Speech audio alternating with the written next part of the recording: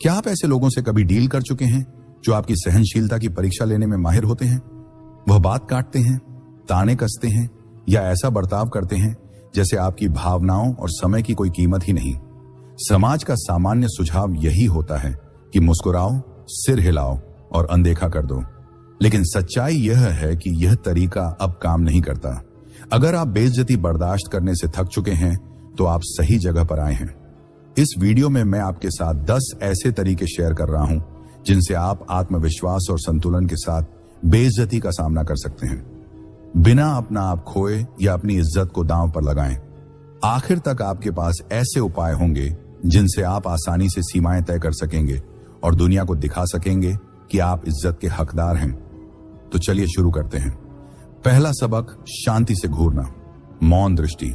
यह एक सूक्ष्म लेकिन प्रभावशाली कदम है। आपके शस्त्रागार में सबसे अनदेखा और असरदार हथियार है एक साइलेंट स्टेयर। ना कोई शब्द, ना कोई ज्यादा प्रतिक्रिया, बस एक शांत स्थिर नजर।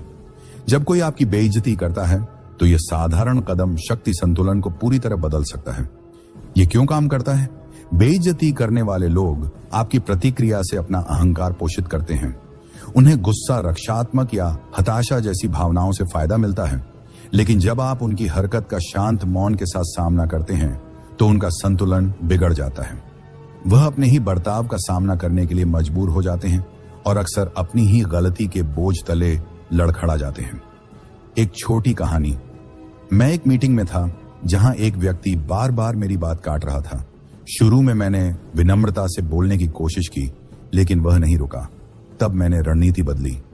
मैं कुर्सी पर पीछे की ओर झुक गया, अपनी बाहें क्रॉस की और उसकी आंखों में चुपचाप बिना पलक झपकाए देखने लगा। ना कोई भाव, बस शांत अवलोकन। कमरे में माहौल बदल गया।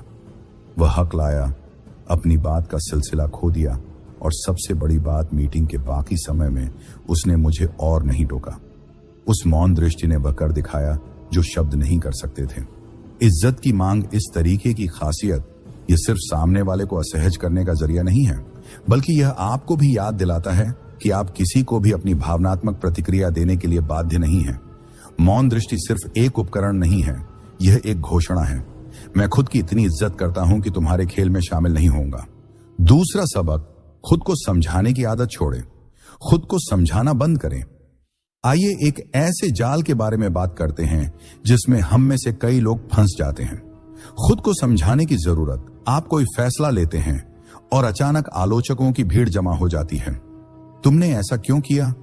या क्या तुम्हें लगता है कि यह सही फैसला है? सच्चाई यह है, आपकी जिंदगी कोई अदालत नहीं है और आपको अपने फैसलों का बचाव किसी के सामने करने की जरूरत नहीं, खासकर जब उनके सवाल जिज्ञासा से ज्यादा जजमेंट से भरे हों। लोग सवाल क्यों करते हैं? क्योंकि आपकी आजादी उनकी सुविधा को चुनौती देती है, लेकिन उनकी असुविधा आपकी जिम्मेदारी नहीं है। जब आप खुद को समझाते हैं, आप शक्ति सौंपते हैं और आगे की जांच पड़ताल का न्योता देते हैं।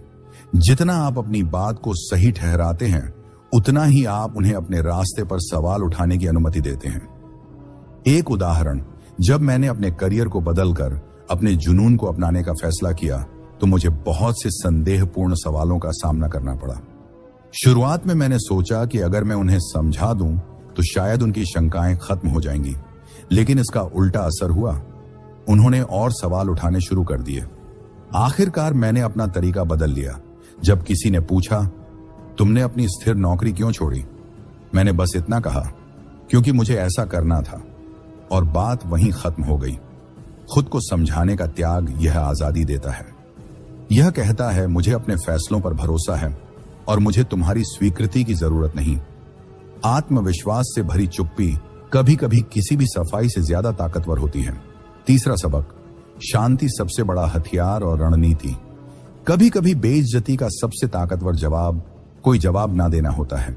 चुप्पी कमजोरी नहीं है, यह एक सोच समझा हुआ फैसला है और यह एक ऐसा संदेश भेज सकती है जो शब्द कभी नहीं भेज सकते। यह क्यों काम करता है? बेइज्जती तब तक फलती फूलती है जब तक आप उसे क्रिया देते हैं। जब कोई आपको नकारात्मकता में खींचने की कोशिश करता है तो वह आपकी प्रतिक्रिया, झगड़े या अपने बर्ताव के औचित्य के लिए तरस रहा होता है। लेकिन जब आप उस जाल में फंसने से इनकार कर देते हैं, जब आप उनके शब्दों को हवा में लटकने देते हैं, तो वह अपने ही बर्ताव का सामना करने के लिए मजबूर हो जाते हैं।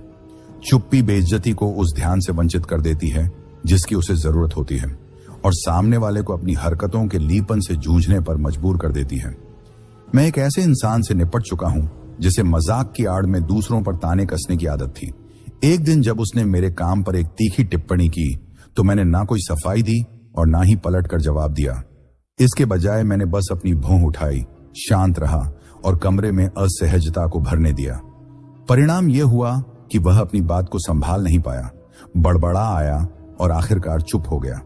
उस पर पल ने सब कुछ बदल दिया। मेरी चुप्पी ने ना केवल मेरी ऊर्जा को बचाया बल्कि एक सशक्त संदेश भी दिया। तुम यह तय नहीं कर सकते कि मुझे कैसा महसूस करना चाहिए। चुप्पी की गहराई। चुप्पी एक ढाल है। यह आपके मन की शांति को सुरक्षित रखती है, आत्मविश्वास को दर्शाती है और सबको यहां तक कि खुद को भी याद दिलाती है कि आपकी आत्मसम्मान की परिभाषा बहस का मुद्दा नहीं है। चौथा सबक, सिर ऊंचा रखो। अपने सिर को ऊंचा रखना एक ऐसी रणनीति है जिसकी ताकत कभी खत्म नहीं होती। जब कोई आपकी बेइज्जती करता है तो उनका लक्ष्य आपको छोटा महसूस कराना होता है, लेकिन जब आप सीधे खड़े होते हैं, कंधे पीछे और सिर ऊंचा रखते हैं, तो आप एक स्पष्ट संदेश देते हैं, मुझे पता है कि मैं क्या हूं और तुम्हारे शब्द या कर्म इसे मुझसे छीन नहीं सकते। आत्मविश्वास कैसे काम करता है?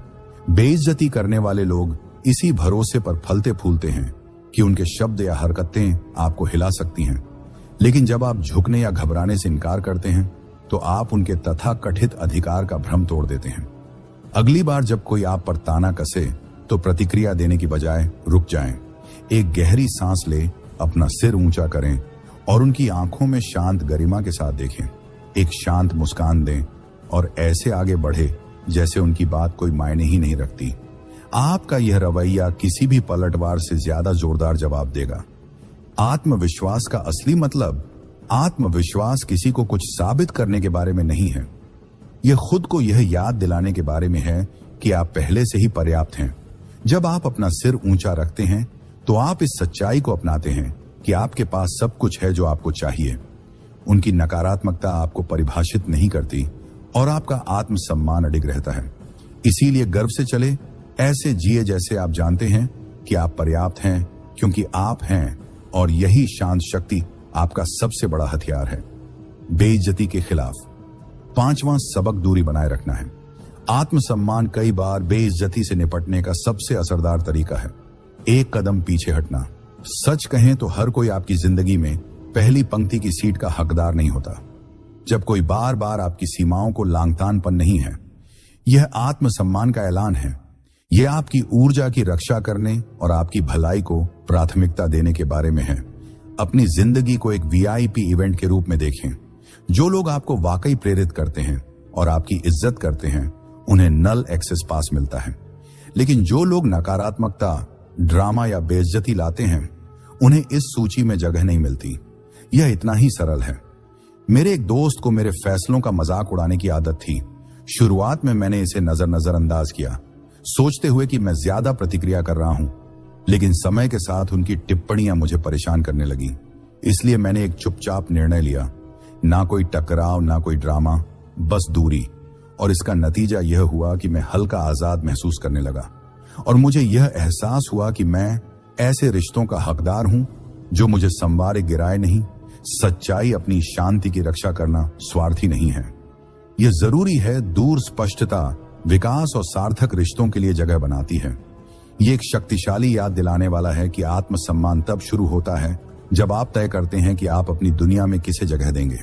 छठा सबक, सवालों के जरिए ध्यान भटकाएं।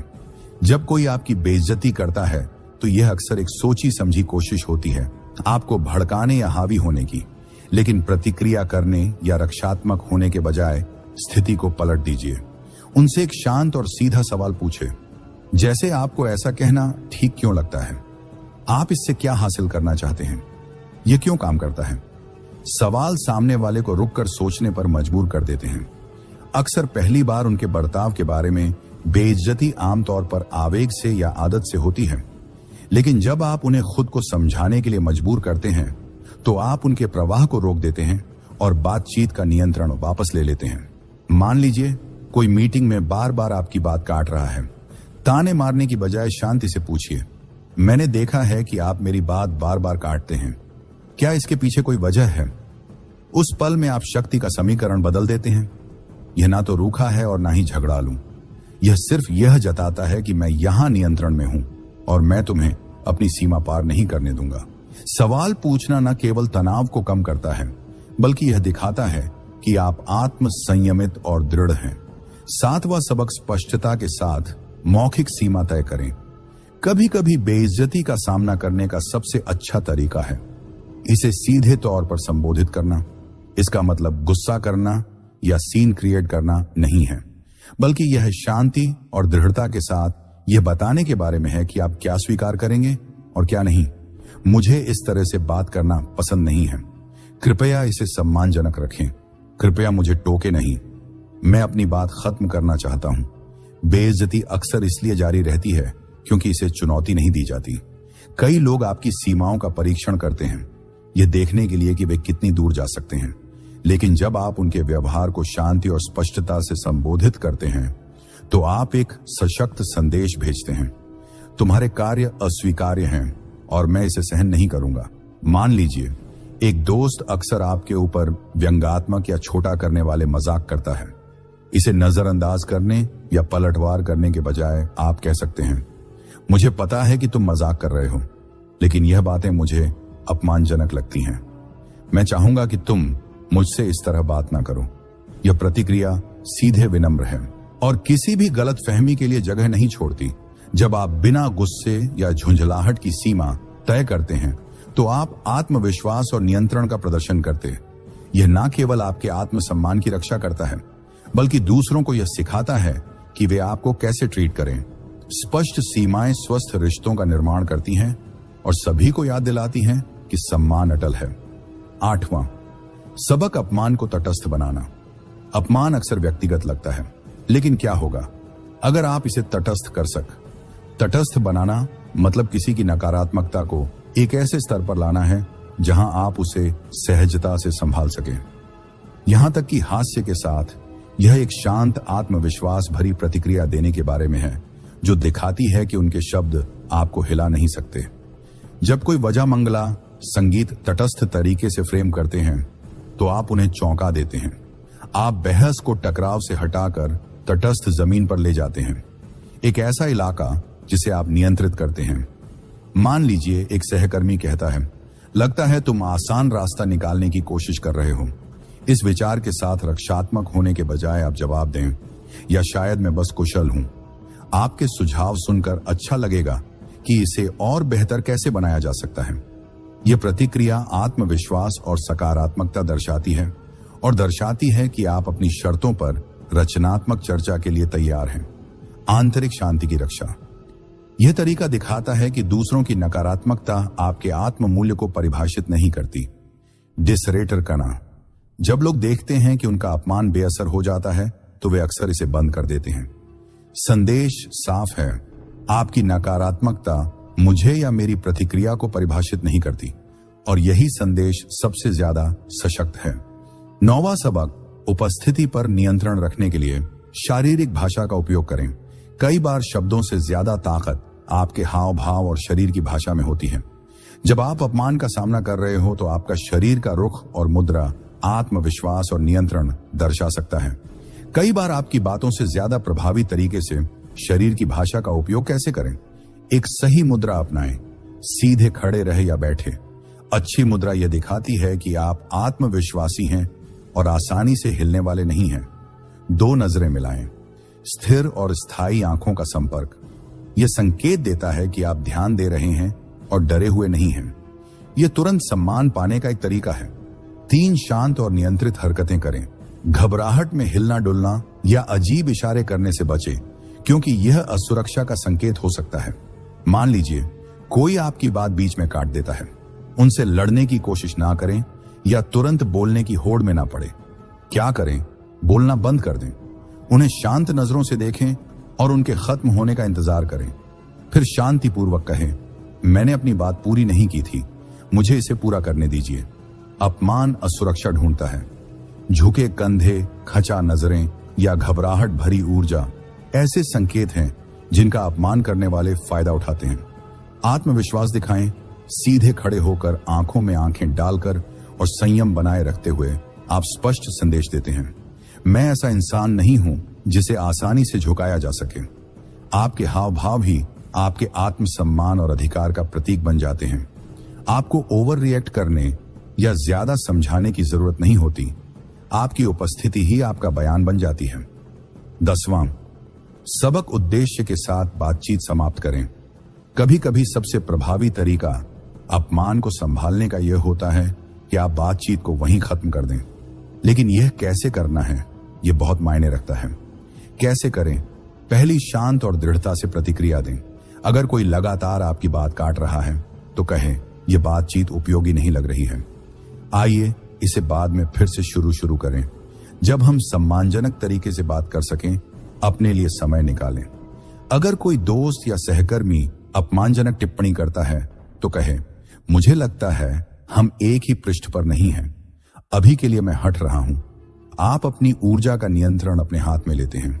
यह संदेश देता है कि आप अपनी समय और ऊर्जा का मूल्य समझते हैं और इसे नकारात्मकता पर बर्बाद नहीं करेंगे। असहमति को बढ़ावा दिए बिना सीमाएं बनाएं। यह दृष्टिकोण संघर्ष को बढ़ाए बिना स्थिति को संभालने की शक्ति देता है। उनकी शक्ति को बेअसर करें। जब आप एक शांत लेकिन निर्णायक तरीके से बातचीत को खत्म करते हैं तो आप दूसरे व्यक्ति को वह प्रतिक्रिया देने से बचते हैं जिसकी वे उम्मीद कर रहे थे। ध्यान रखें, चले जाना कमजोरी का नहीं बल्कि ताकत का प्रतीक है। यह दिखाता है कि आप अपनी शांति और मानसिक स्थिरता को किसी तर्क या सिद्ध करने की जरूरत से ज्यादा महत्व देते हैं। अंतिम संदेश अपमान को संभालना आक्रामक होने के बारे में नहीं है, बल्कि यह सोच समझकर और सम्मानजनक तरीके से प्रतिक्रिया देने के बारे में है।